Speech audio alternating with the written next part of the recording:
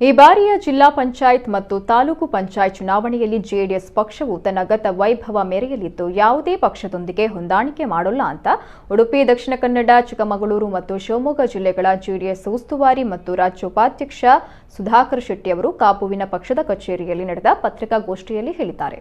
ರಾಜ್ಯದ 30 ಜಿಲ್ಲೆಗಳ ಜಿಲ್ಲಾ ಪಂಚಾಯತ್ ಮತ್ತು 85 ತಾಲೂಕು ಪಂಚಾಯತ್ ಚುನಾವಣೆಯಲ್ಲಿ ಜೆಡಿಎಸ್ ಪಕ್ಷವು ಯಾವುದೇ ಪಕ್ಷದೊಂದಿಗೆ ಒಡಂಬಡಿಕೆ ಮಾಡದೆ ಏಕಾಂಗಿಯಾಗಿ ಸ್ಪರ್ಧೆಯನ್ನ ಮಾಡಲಿದೆ.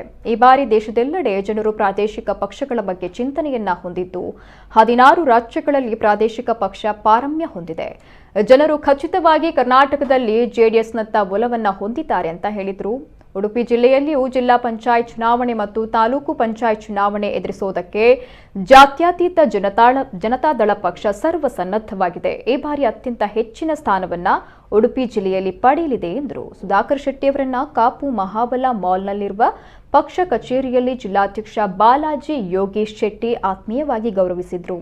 ಈ ಸಂದರ್ಭ ಪಕ್ಷದ ಮುಖಂಡರಾದ ವಾಸುದೇವರಾವ್, ಸುಧಾಕರ್ ಶೆಟ್ಟಿ ಹೆಜ್ಜಮಾಡಿ, ಉದಯ್ ಹೆಗಡೆ, ಜಯರಾಮ ಆಚಾರ್ಯ, ಇಸ್ಮಾಯಿಲ್ ಪಲಿಮಾರು, ಶ್ರೀಕಾಂತ್ ಹೆಬ್ರಿ, ಅಬ್ದುಲ್ ಹಮೀದ್ ಯೂಸುಫ್, ಅಬ್ದುಲ್ ರಜಾಕ್ ಉಚ್ಚಿಲ, ಬಿಕೆ ಮೊಹಮ್ಮದ್, ಉದಯ್ ಶೆಟ್ಟಿ, ಶಂಶುದ್ದೀನ್ ಸನವರ್, ಹರೀಶ್ ಶೆಟ್ಟಿ, ಶೇಖರ್ ಪೂಜಾರಿ ಮತ್ತು ಪಕ್ಷದ ಕಾರ್ಯಕರ್ತರು ಉಪಸ್ಥಿತರಿದ್ದರು.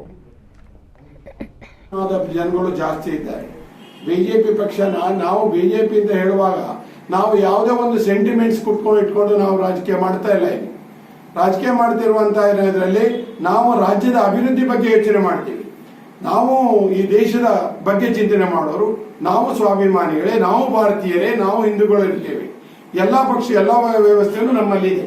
ಹಾಗಿರುವಾಗ ನಾವು ಜಾತ್ಯತೀತ ಅನ್ನಕ್ಕೆ ಹೇಳ್ತೇವೆ ಅಂದ್ರೆ ಅಲ್ಲಿ ಕೇವಲ ಒಂದು ತರ ಪ್ರಚೋದನಕಾರಿಯ ವ್ಯವಸ್ಥೆ ಇರೋದನ್ನ ಜಾತ್ಯತೀತ ದಳ ತನ್ನದೇ ಆದ ಒಂದು ಸಿದ್ಧಾಂತದಲ್ಲಿ 8,000 ಕೋಟಿ ಸಾಲ ಮನ್ನಾ ಮಾಡಿದ್ದಾರೆ. ಹಾಗೆ ಇವತ್ತಿನ ನೀರಾವರಿ ಯೋಜನೆಗಳು ಏನಾದರೂ ಇದ್ರೆ ಅದು ದೇವೇಗೌಡರ ಕಾಲದಿಂದ ಬಂದಿರುವಂತಹ ಯೋಜನೆ.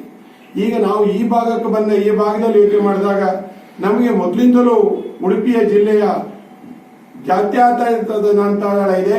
ಸರಿಯಾದ ಒಂದು ವ್ಯವಸ್ಥಿತವಾದ ನಮಗೆ ಇಲ್ಲಿಗೆ ಪ್ರೋತ್ಸಾಹ ಸಿಗ್ತಿರ್ಲಿಲ್ಲ. ನಾವು ಈ ಸಾರಿ ಒಂದು ಕುಮಾರಣ್ಣವರು ಯೋಜನೆ ಹೇಗಿದೆ ಅಂತ ಹೇಳಿದ್ರೆ ಯಾವುದೇ ಕಾರಣ ಶಾಸಕ ಸ್ಥಾನದ ನಮ್ಮ ಕ್ಯಾಂಡಿಡೇಟ್ ಅನ್ನೋದನ್ನ ಡಿಕ್ಲೇರ್ ಮಾಡುವಂತ ಒಂದು ಯೋಜನೆ ಹಾಕೊಂಡಿದ್ದೇವೆ. ಹಾಗೆ ತಾಲೂಕ್ ಪಂಚಾಯತ್ ಚುನಾವಣೆಯಲ್ಲಿ ನಾವು ಹೇಳೋದಷ್ಟೇ, ಈ ತಾಲೂಕ್ ಪಂಚಾಯತಿ ಚುನಾವಣೆ ನಾವು ಒಂದು ಈಗ ದಿಕ್ಸೂಚಿ ಆಗುತ್ತೆ ಅಂತ ನಾನು ಹೇಳಿಕ್ಕೆ ಇಷ್ಟಪಡೋದಿಲ್ಲ. ಆದ್ರೆ ನಾವಾದ್ರೂ ನಮ್ಮ ಕ್ಯಾಂಡಿಡೇಟ್ಗಳನ್ನ ಹಾಕುವಾಗ ನನ್ನ ಅಧ್ಯಕ್ಷರಿಗೂ ಹೇಳ್ತಿದ್ದು, ಕುಮಾರಣ್ಣವ್ರದ್ದು ಅದೇ ಅಭಿಪ್ರಾಯ ಇದೆ. ಇಲ್ಲೂ ಸಲ್ಲದವನು ಇಲ್ಲಿ ಸಲ್ಲುತ್ತಾನೆ ಅಂತ ಯೋಚನೆ ಮಾಡೋದು ಬೇಡ. ಈ ಕ್ಷೇತ್ರಕ್ಕೆ ತಾನೇನಾದ್ರೂ ಮಾಡ್ತೀನಿ, ಈ ಭಾಗಕ್ಕೆ ನಾನೇನಾದ್ರೂ ಮಾಡ್ತೀನಿ, ಈ ಭಾಗದ ಆಗು ಹೋಗುಗಳಿಗೆ, ಈ ಭಾಗದ ಸಮಸ್ಯೆಗಳಿಗೆ ಯಾರು ಸ್ಪಂದಿಸ್ತಾರೋ ಅವರಿಗೆ ಒಂದು ಟಿಕೆಟ್ ಕೊಡುವಂತ ಯೋಜನೆನ ಅಧ್ಯಕ್ಷರಿಗೆ ಪೂರ್ಣವಾದ ನಿಮಗೆ